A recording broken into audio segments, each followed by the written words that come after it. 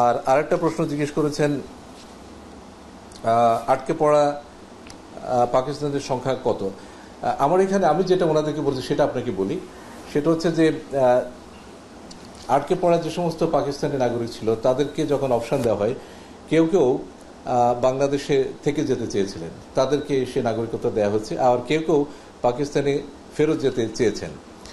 এবং আগে এই ১.৫ দশকের আগে আমরা বিভিন্ন সময়ে এই বিষয়টা নিয়ে কথাবার্তা বলেছি এবং সেখানে দেখা যায় যে এ পর্যন্ত ১,২৬,৯৪১ জন পাকিস্তানি আটকে পড়া পাকিস্তানি বাঙালি সেখানে, পাকিস্তানি নাগরিক সেখানে ফিরে গেছেন।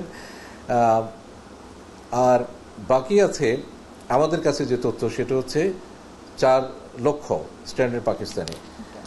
এটা আচ্ছা না, এখন যে সংখ্যাটা সেটা হচ্ছে ৩,২৪,১৪৭, যারা ১৪টা জেলাতে ৭৯টা ক্যাম্পে বসবাস করছেন।